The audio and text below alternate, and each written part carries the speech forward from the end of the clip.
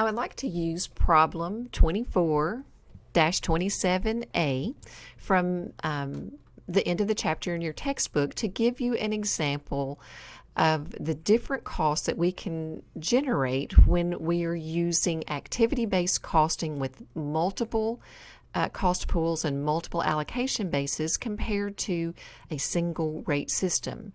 And we have an illustration using Crescent Pharmaceuticals. They have, even though they're manufacturing an over-the-counter allergy medication, they manufactured this drug in two different ways. First, they sell it in large commercial containers, your text says in 1,000 capsules. They also package and sell it in travel packs of 20 capsules each. So understanding that the process could be a little bit different for the cost for each of these two different packages, even though we have the same product.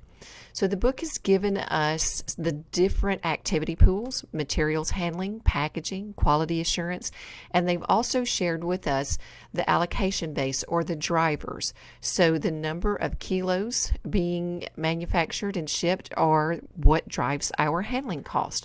The number of machine hours is driving our packaging cost. The number of samples that are examined are driving quality assurance. So in this particular situation, and in most of our problems, the easy part is that the book is giving us the information that we need to do the analysis.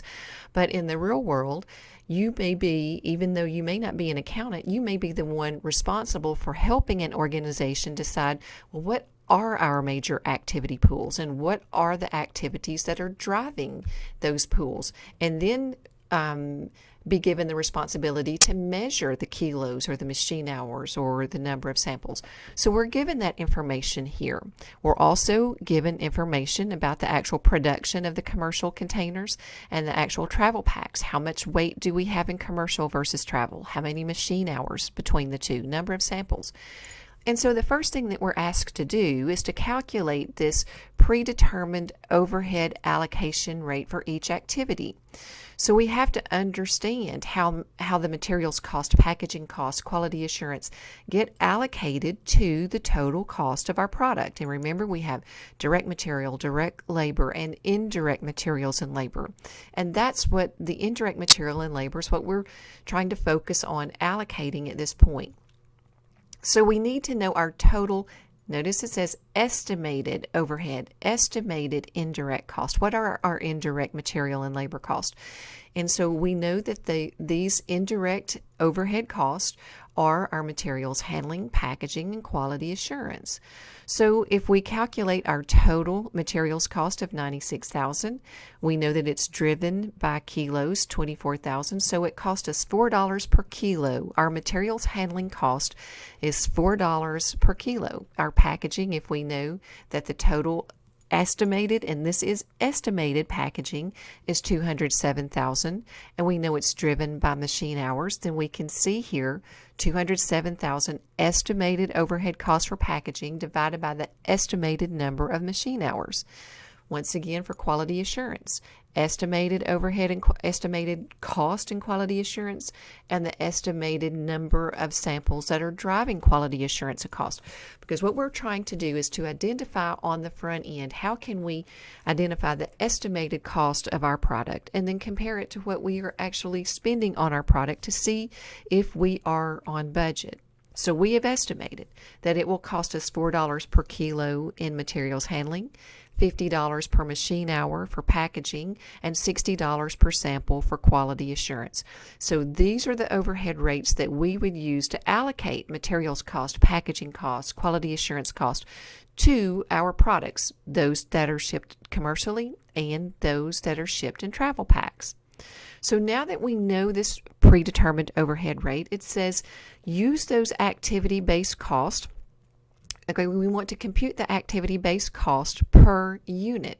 Once again, we're trying to estimate what the cost per unit would be for both my commercial product and my travel packs.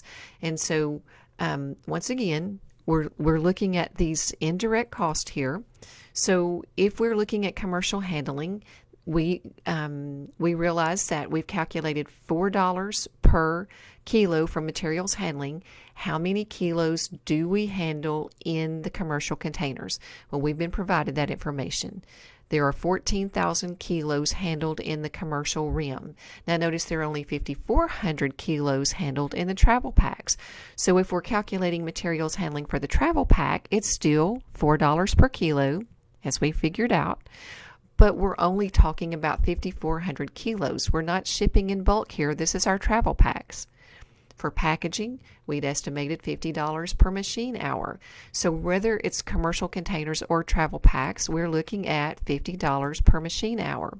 However, the commercial packs use 3,000 machine hours, where the travel packs only use 540 machine hours. So you can see that we're allocating significantly more cost for materials handling and packaging to the commercial containers than we are the travel packs. Now, on quality assurance, we've estimated that it's $60 per sample, regardless of whether it's commercial or the travel packs. It costs us $60 per sample to work through quality assurance.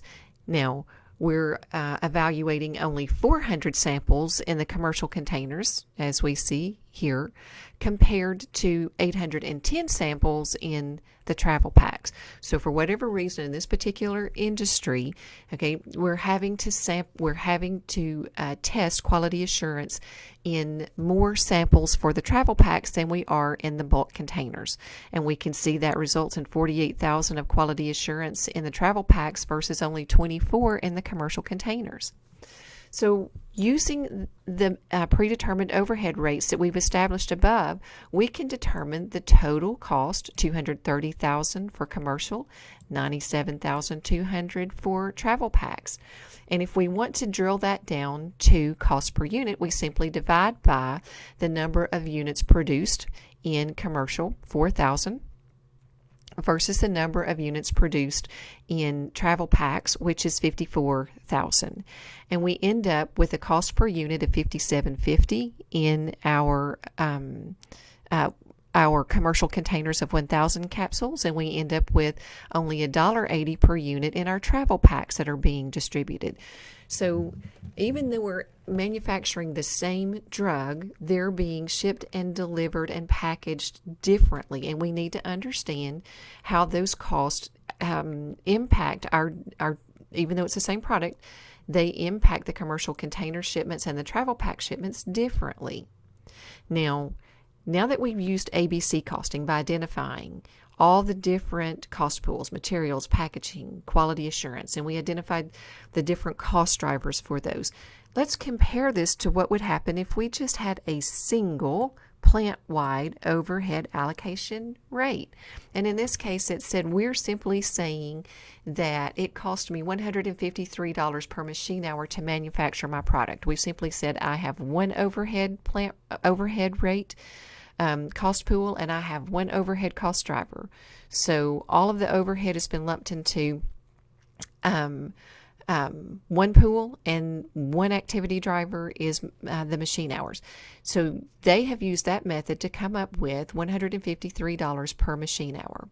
Well, if that's the case, we know that the commercial containers use 3,000 machine hours here, and only 540 machine hours for the travel packs.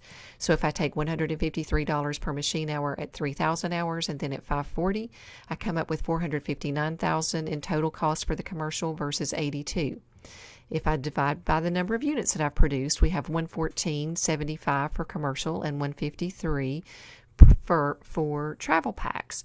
So it isn't that either method is wrong, but when we simply use a single plant-wide rate and a single driver to come up with $153 per machine hour, the cost that I'm allocating to commercial containers is $114.75 compared to the $57.50 that we generated when we were using multiple overhead pools and multiple overhead bases.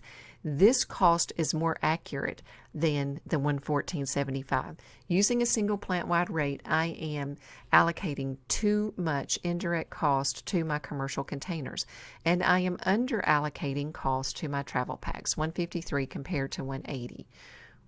This is the requirement in Part 4 to review the differences from 114.75 using a single overhead rate versus 57.50 using multiple overhead rates.